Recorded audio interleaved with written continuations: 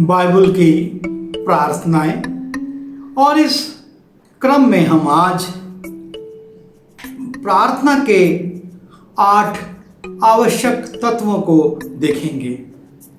हम बाइबल के भक्तों की प्रार्थनाओं पर जाएं, उसके पहले बाइबल की प्रार्थनाओं में उनके द्वारा दिखाए गए दिशा निर्देशों को हम देखना चाहते हैं, ताकि हमारी प्रार्थनाएं एक तरफा ना हो, हमारी प्रार्थनाएं अधूरी ना हो या हमारी प्रार्थनाएं स्वार्थी ना हो जाए।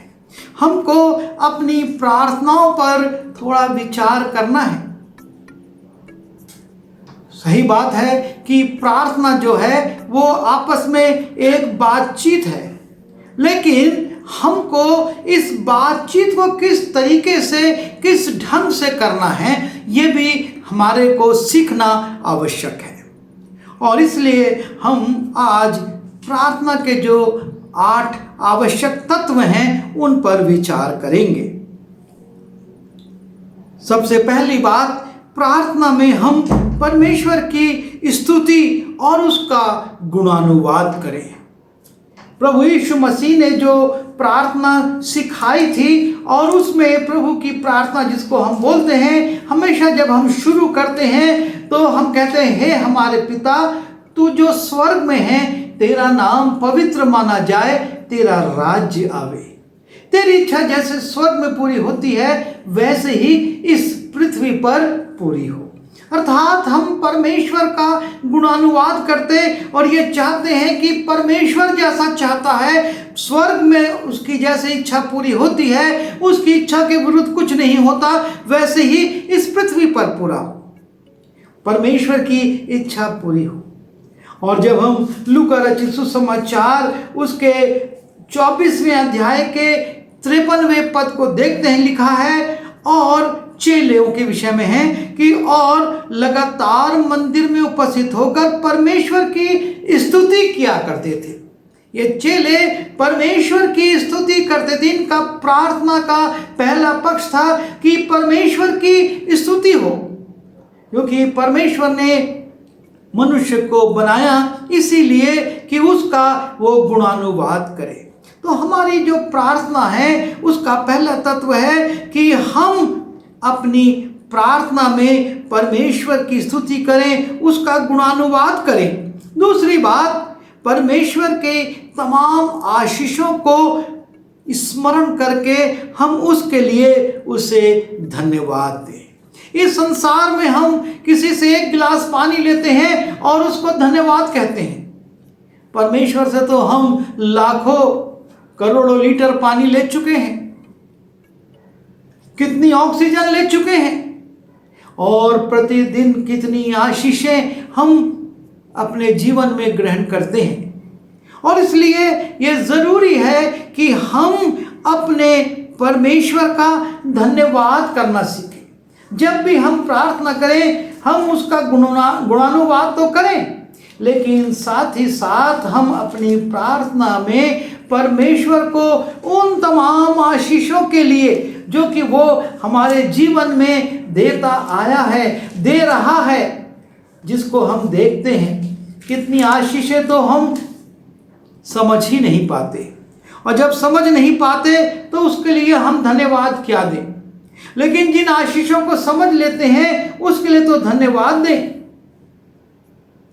और जब हम नहम्याह की पुस्तक में जाते हैं, वहां पर नहम्याह धन्यवाद करने वालों का एक झुंड तैयार करता है। लिखा है नहम्याह उसके 11वें अध्याय के 17वें पद में, और मत्तनिय्याह जो मीका का पुत्र और जब्दी का पोता और आसाफ का परपोता था, वो प्रार्थना में धन्यवाद करने वालों का मुखिया था।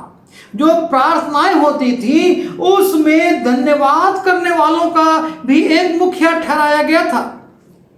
स्तुति करने वाले तो ठहराए गए थे और ठहराए जाते रहे हैं और ठहराए जाते हैं, लेकिन यहाँ पर हम एक बहुत अद्भुत पात्र देखते हैं, और वो है कि वो प्रार्थना में धन्यवाद करने वालों का मुखिया था। आज हमारी प्रार्थनाओं में परमेश्वर को धन्यवाद देना अति आवश्यक है, क्योंकि वो हमारे लिए अद्भुत अद्भुत काम करता है। तीसरी बात जो हमको अपने प्रार्थना में रखना है और वो ये है कि अपनी जानी अनजानी भूलों के लिए हम परमेश्वर से क्षमा मांगे, क्योंकि हम मनुष्य हैं। पौलुस कहता है जो मैं करना चाहता हूं वो मुझसे नहीं होता और जो नहीं करना चाहता वो मुझसे हो जाता है। अर्थात वो भी इस बात को महसूस करता है कि मेरे जीवन में कुछ बातें ऐसी होती हैं जो मैं नहीं चाहते हुए भी कर जाता हूं और ये गलत है। और इसलिए ज़रूरी है कि हम अपनी जानी अनजानी भूलों के लिए परमेश्वर से क्षमा मांगे। हम अगुवे हैं, हम पासवान हैं, हम बड़े पदों में हैं, हम भूल नहीं करेंगे, ऐसा नहीं। और यीशु मसीह ने तो इसके लिए शर्त रख दी, यदि तुम मनुष्यों के अपराध क्षमा करोगे तो तुम्हारा स्वर्गीय पिता भी तुम्हें क्षमा करेगा। और इसलिए हमको क्षमा मांगते रहना है, क्योंकि हमको क्षमा की आवश्यकता है। यदि तुम मनुष्यों के अपराध क्षमा ना करोगे तो तुम्हारा पिता भी तुम्हारे अपराध क्षमा ना करेगा। हम प्रभु की प्रार्थना में यही तो दोहराते हैं कि जिस प्रकार हमने अपने अपराधियों को क्षमा करा है तो भी हमारे अपराधों को क्षमा कर। अर्थात हमने कहीं ना कहीं भूल की है और उसकी क्षमा की आवश्यकता है और उसके लिए हम क्षमा मांगे। चौथी बात, हम अपने आत्मिक जीवन के लिए परमेश्वर से मांगे। जब हम लूका रचित सुसमाचार उसके 24वें अध्याय में जाते हैं और वहां पर हम देखते हैं यीशु मसीह अपने चेलों से कहते हैं 49वें पद में, और देखो जिसकी प्रतिज्ञा मेरे पिता ने की है मैं उसको तुम पर उतारूंगा। अर्थात परमेश्वर पवित्र आत्मा भेजेगा और यीशु मसीह ने उसकी प्रतिज्ञा की थी। और यीशु मसीह कहते हैं कि जिसकी मैंने तुमसे प्रतिज्ञा की थी मैं उसको तुम पर उतारूंगा, और जब तक स्वर्ग से सामर्थ्य ना पाओ तब तक तुम इसी नगर में ठहरे रहना। अर्थात तुम रुके रहना, प्रार्थना करते रहना। और इसकी पूर्ति हम देखते हैं जब हम प्रेरितों के काम उसके पहले अध्याय में जाते हैं और वहां पर ये चेले लिखा है, ये सब कई स्त्रियों और यीशु की माता मरियम और उसके भाइयों के साथ एक चित होकर प्रार्थना में लगे रहे, क्योंकि यीशु मसीह ने कहा था कि वो स्वर्गीय वस्तु और वो प्रतिज्ञा जो मैंने तुमसे की है उसको मैं पूरी करूंगा, और उसके लिए उनको लगे रहना है। हमको अपनी आत्मिक आशीषों के लिए, आत्मिक वरदानों के लिए परमेश्वर से प्रार्थना करते रहना है। हमको आत्मिक वरदान परमेश्वर से मांगने हैं ताकि हम उनसे परिपूर्ण हो जाएं, और तब जब ये प्रार्थना में लगे रहे और वो लोग लगातार प्रार्थना करते रहे, पिन्तेकुस्त के दिन पवित्र आत्मा उन पर आ गई। और न सिर्फ पवित्र आत्मा आई, लेकिन वो वरदानों से भर गए। उस आत्मा के द्वारा वो वरदानों से भर गए और वरदान प्रकट होने लगे और लोग चकराने लगे, अरे ये हमारे बीच के लोग आज हमारी भाषा में हमारे वचन को, परमेश्वर के वचन को सुना रहे हैं। और इसलिए आवश्यक है कि हम आत्मिक वरदानों के लिए प्रार्थना करें और उसी रीति से हम अपनी भौतिक आवश्यकताओं की पूर्ति के लिए भी परमेश्वर से प्रार्थना करें। जब हम प्रेरितों काम उसके पहले अध्याय के 24वें पद में जाते हैं, यहाँ पर चेलों की एक भौतिक आवश्यकता है और उसके लिए भी वो प्रार्थना करते हैं, और वो ये है कि वो एक चुनाव करना चाहते हैं। वो चाहते हैं कि यहूदा इस्करियोती का पद कोई और व्यक्ति जो परमेश्वर चाहे, जो सदा यीशु मसीह के साथ रहा था, जिसने यीशु मसीह के साथ साथ संगति की थी, वो व्यक्ति चुना जाए। पर अब ये कैसे चुनाव हो? तो लिखा है और चेले, लिखा है और चेले यह कहकर प्रार्थना की कि हे प्रभु, तू जो सबके मन जानता है, ये प्रकट कर कि इन दोनों में से तूने किसको चुना है कि वो इस सेवकाई और प्रेरिताई का पद ले, जिसे यहूदा छोड़कर अपने स्थान को गया है। और हमारे जीवन में ऐसी बहुत सी भौतिक बातें आती हैं, भौतिक आवश्यकताएं आती हैं, समस्याएं आती हैं, और उसमें भी हमको परमेश्वर से प्रार्थना करना है कि हम परमेश्वर से प्रार्थना करके मांगे। और छठवीं बात, दूसरों के लिए प्रार्थना।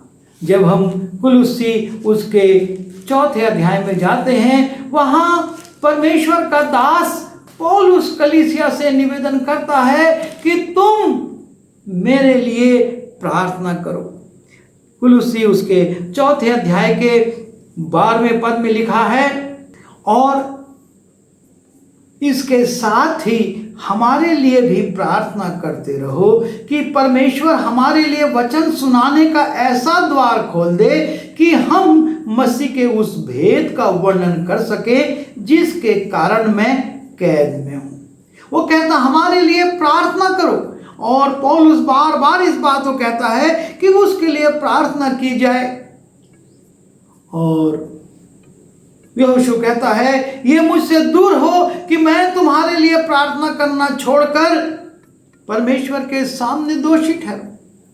हमारा परमेश्वर चाहता है कि हम दूसरों के लिए प्रार्थना करें।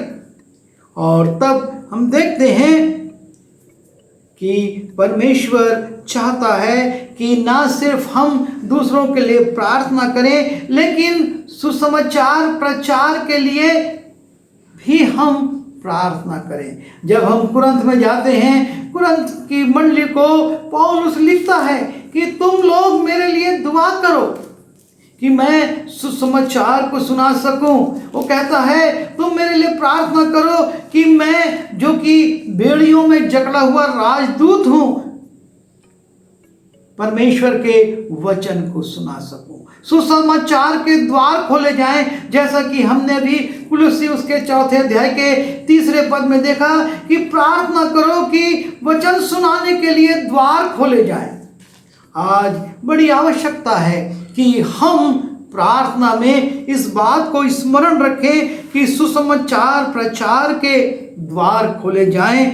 और सबसे महत्वपूर्ण बात जो है, हमारे प्रार्थना का जो 8वां तत्व है, और वो है कि हमारे सारे निवेदन, हम जितने भी निवेदन परमेश्वर से करते हैं, वो परमेश्वर की इच्छा में छोड़े जाएं। हम अपने निवेदन करें, हम परमेश्वर से ज़रूर मांगें, चाहे आत्मिक वरदान हो, चाहे भौतिक आवश्यकताएं हों। हम दूसरों के लिए भी प्रार्थना करें, हम अनजानी भूलों के लिए क्षमा मांगें, और हम परमेश्वर का धन्यवाद करें। लेकिन जो महत्वपूर्ण बात है, और वो ये है कि हम अपनी इच्छा परमेश्वर पर ना थोपें। जब हम मत्ती रचित सुसमाचार उसके 26वें अध्याय में जाते हैं और उसके 42वें पद को देखते हैं, लिखा है, फिर उसने, यीशु मसीह ने गतसमनी के बाग में प्रार्थना की, और उसी का उल्लेख है, फिर उसने दूसरी बार जाकर ये प्रार्थना की